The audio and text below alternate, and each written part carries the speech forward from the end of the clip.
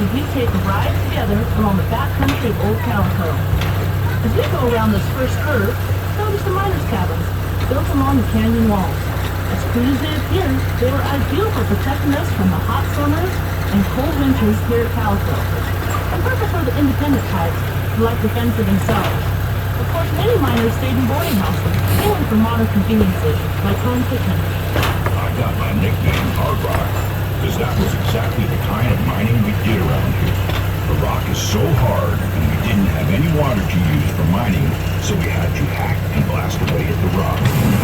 During the boom years, Calico's 10-square-mile mining district boasts of a population of nearly 2,000, with almost 1,000 actually living in the town side of Calico.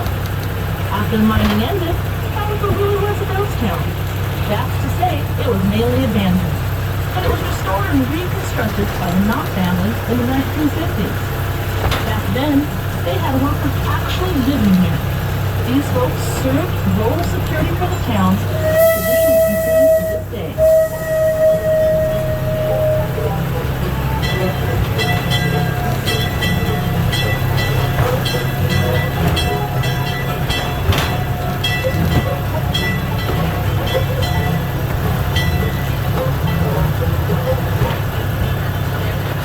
As we round this next curve, look to the left of the engine and notice the pile of rocks painted white with a white marker on top.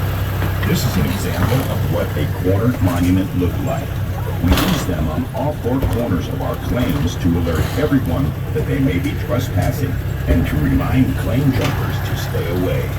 Remember how the first traces of silver were discovered right on the ground in the spring of 1881, and Calico's silver rush was on.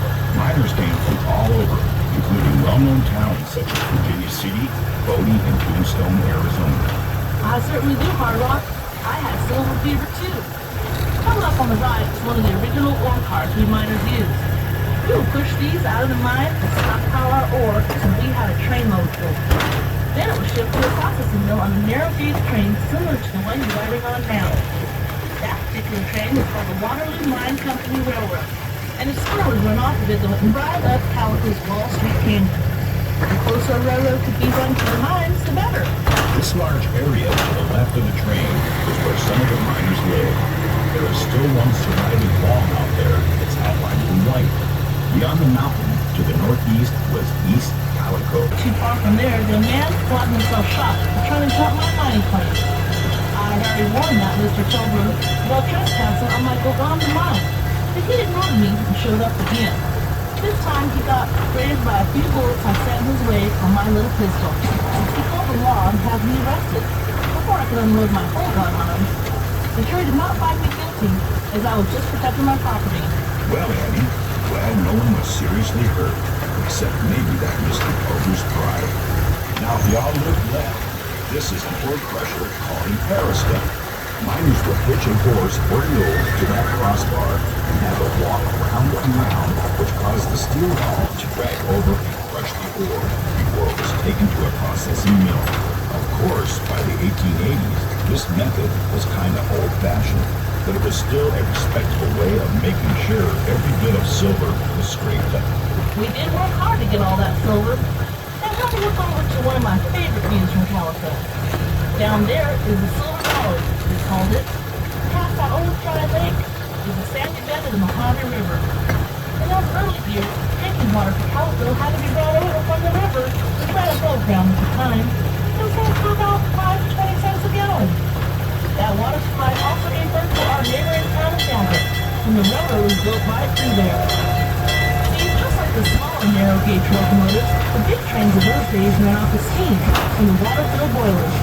Another one of our neighboring towns is Boreal, that may no longer be visible, but when the train ended here, some miners got jobs over there as borax miners for the Pacific Coast Borax Company. The Borax and Daggett Railroad was even built right up in Chimule Canyon, making for a more efficient operation for the company.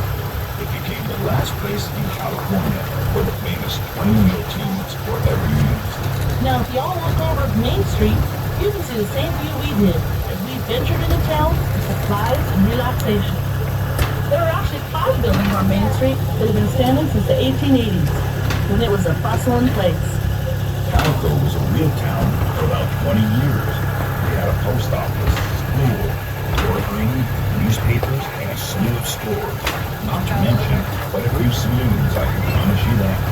Luckily, we even had doctors, lawyers, and a justice of the peace. My favorite place was the town hall. And we went dances and all kinds of town. Those were handy, huh? As we get closer to the train depot, we can look down into the gully to the left of the train. These ruins are from the Chinatown, where almost 40 Chinese lived and worked at Calico during the boom years. Mainly did laundry for miners and operated a couple of restaurants. Well, folks, we hope you had fun and maybe you learned a few things on our tour today. Please remain seated until the train comes to a complete stop. Be sure to grab all your gear, like purses, hats, glasses, and those little miners too. Please come back and join us again.